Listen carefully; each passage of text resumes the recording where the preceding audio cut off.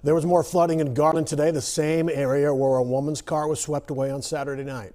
Her body was found several hours later downstream. There was also more heavy rain today in Plano, where flash flooding on Saturday left a teenager trapped in his car for an hour before he was rescued. Fox 4's Natalie Solis has an update on both stories. Natalie.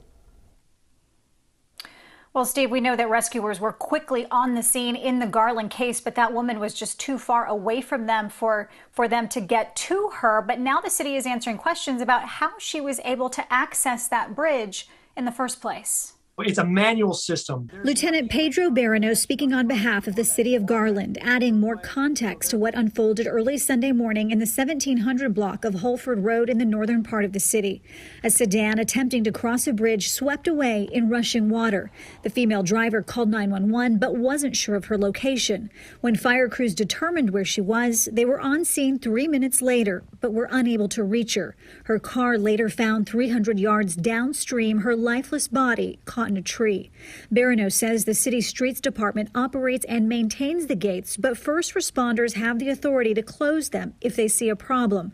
He says firefighters went by the bridge just an hour before the woman's 911 call, and the water was not a concern. And they looked at the bridge, and the water was actually 3 to 5 feet below the bridge level at that time.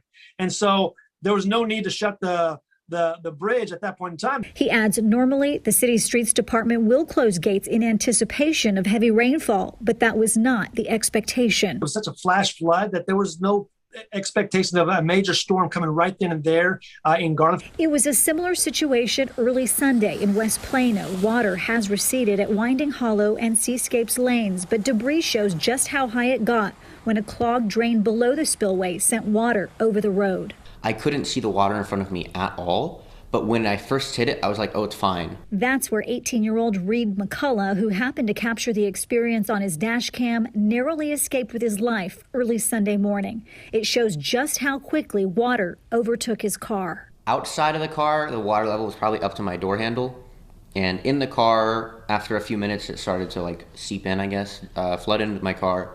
And over the course of the next hour, it got up to basically my knees. A spokesperson for the city of Plano says that area is not prone to flooding, but was pummeled with 6 to 7 inches of rain in a matter of a few hours. Engineers have now checked the area anyway to ensure there weren't any other problems and found only minor drainage and erosion issues.